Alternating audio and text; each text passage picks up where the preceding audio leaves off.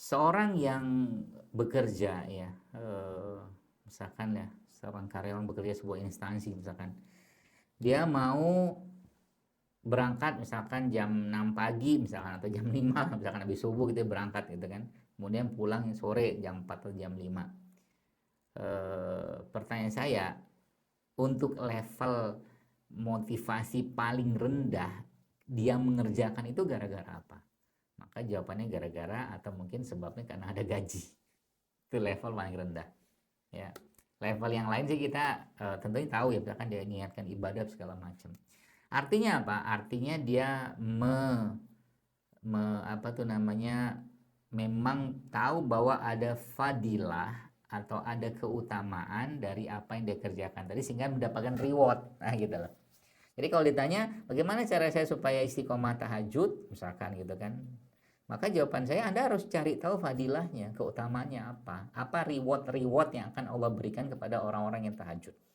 Ya. Itu dari mana dasarnya atau dari mana dapatnya? Oh banyak. Dari hadis bisa, dari Quran bisa, atau mungkin Anda berkumpul ya dengan orang-orang yang memang komunitasnya suka tahajud, tapi tidak perlu diekspos ya. Kadang-kadang kan alhamdulillah malam ini kami tahajud. Jangan gitu. Ya. Tapi maksud saya itu tahu keutamaannya. Ya, contoh mungkin tahajud itu kan akan membuat ya seorang itu punya derajat yang mulia di sisi Allah ya, tahajud ya, sholat malam itu. Jadi hal-hal seperti itu kita perlu pelajari, kita perlu kuatkan, dan kita perlu tambahkan lagi ilmunya sehingga nanti rewardnya itu dapat. Jadi orang yang tadi yang kerja di perusahaan tadi atau mungkin di kantor tadi itu kan tidak mau juga dia ngelanggar. Kenapa nggak mau ngelanggar? Misalkan masuknya jam 8 dia datang jam 9 dan terus menerus, karena ada sanksi kan, karena ada sanksi. Nah sama juga dengan ketika orang ya, tentunya ibadah-ibadah yang ghairu mahdoh, yang tidak diwajibkan itu kita kerjakan sebagai tambahan keutamaan ya, maka itu kita cari memang tidak ada ancaman tuh nggak ada ya, memang tidak ada ancaman. Tapi ya kalau ibadah yang wajib kalau nggak dikerjakan ada ancaman, sholat nggak dikerjakan ada ancaman, puasa nggak dikerjakan ada ancaman, zakat nggak dikerjakan ada ancaman ya, itu sudah paham ya. Tapi keutamaannya tadi itu tidak akan kita dapatkan. Itu yang sayang. Jadi kalau bisa dicari terus, digali terus. Misalkan keutamaan sodako apa? Keutamaan puasa apa? Keutamaan kan itu ibadah yang puasa sunnah ya misalkan. Itu kan ibadah yang tidak diwajibkan. Makanya para salafus soleh atau orang-orang zaman dulu sekalian, contoh Abu Hurairah. Abu Hurairah ini ketika Nabi SAW mewasiatkan kepada beliau radhiyallahu anhu tentang puasa 13, 14, 15 setiap bulannya dan keutamaannya, itu Nabi ngomong, ya aku wasiatkan kepada engkau wahai Abu Hurairah, sebenarnya wasiat buat kita juga untuk puasa 3 hari dalam satu bulan, yaitu pada tanggal 13, 14, 15. Maka sampai akhir hayatnya Abu Hurairah tidak pernah ketinggalan puasa tengah bulan tadi. Kenapa? Karena kecintaan dan kenikmatan yang dirasakan dengan puasa tadi. Anas bin Malik, salah satu sahabat Nabi yang saya mungkin tentunya kita menduganya, atau saya menduganya juga dulu nggak suka dengan labu.